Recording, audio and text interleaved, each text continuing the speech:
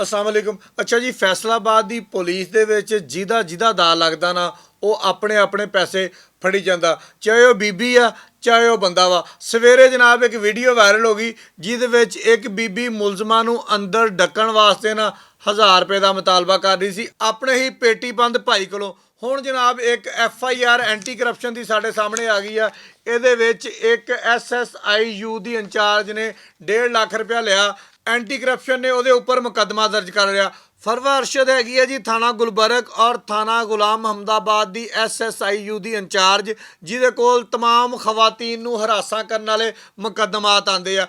एक मुकदमा दर्ज होया जी 1084/25। ਉਹਦੇ ਵਿੱਚ ਮੁਲਜ਼ਮਾਂ ਕੋਲ ਪੈਸੇ ਲੈਂਦੇ ਹੋ, ਤੁਸੀਂ ਲਵੋ, ਤੁਹਾਨੂੰ ਰੋਕਣਾ ਕਿਸੇ ਨਹੀਂ, ਕਿਉਂਕਿ ਤੁਸੀਂ ਕਿਸੇ ਦੇ ਕਹਿਣ ਤੇ ਰੁਕਣਾ ਹੀ ਨਹੀਂ ਨਾ ਤੁਸੀਂ ਮਰੀਮ ਨਵਾਜ਼ ਦੇ ਕਹਿਣ ਤੇ ਰੁਕਣਾ, ਨਾ ਤੁਸੀਂ IG ਪੰਜਾਬ ਦੇ ਕਹਿਣ ਤੇ ਰੁਕਣਾ, ਨਾ ਤੁਸੀਂ RPO ਫੈਸਲਾਬਾਦ ਦੇ ਕਹਿਣ ਤੇ ਰੁਕਣਾ, ਨਾ ਤੁਸੀਂ CPO ਫੈਸਲਾਬਾਦ ਦੇ ਕਹਿਣ ਤੇ ਰੁਕਣਾ। ਤੁਸੀਂ ਕਿਸੇ ਦੇ ਕਹਿਣ ਤੇ ਰੁਕਣਾ ਤਾਂ ਨਹੀਂ ਹੈ, लेकिन मुलजमा को पैसे लवो ना, तुसी तो मदईया को भी पैसे ले जाते हो। यह बेचारी बीबी ने अपनी धी के अगवा का मुकदमा दर्ज करवाया नामालूम बंदियां ते कि मेरी धी नूं नामालूम बंदियां ने अगवा कर लिया वा। खैर जी, बाद पुलिस ने कोशिश की, लड़की जिहड़ी थी उन्होंने बाजियाब करवा लिया गया। लड़की ने आके दस्सिया फलां बंदे ने मैनू अगवा किया, ना सिर्फ अगवा किया बल्कि ज्यादती का निशाना भी बनाया। हुण जनाब इत्थे फरवा अरशद वास्ते सोने की चिड़िया साबित हुई। मुलजम और मदई दोने घर ही। इन्हें मदईया नूं कहा कि 1.5 लाख रुपया दिओ ते मैं जनाब तुहाडा मुकदमा जिहड़ा ना उहनूं मैरिट दे उपर कर दी हां।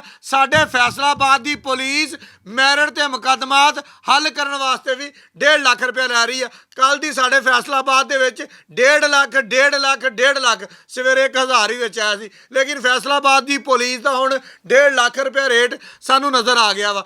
इन्हें क्या मैरिट के उपर तफ्तीश करन दा 1.5 लाख रुपया लवांगी। फिर जनाब दूसरे पासों थबंटू ज़्यादा आ गए, दूसरे पासों माल ज़्यादा आ गया। इन्हें कहा कि माल उधरों ज़्यादा आ गया, आप उधर झुक जाने।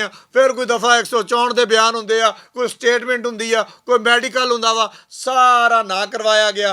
तो उन्होंने कहा गल ये कि साडी धी दे नाल होया भी जुलम, उहदे नाल होई भी ज्यादती, तो तुसीं 1.5 लाख रुपया भी लै लिया तो मुकदमा भी साडे खिलाफ कर दिता वा। लिहाजा उन्होंने एंटी करप्शन दे विच दरखास्त देती। एंटी करप्शन का थोड़ा जिहा दरखास्त का असूल तुहानूं दस देवां।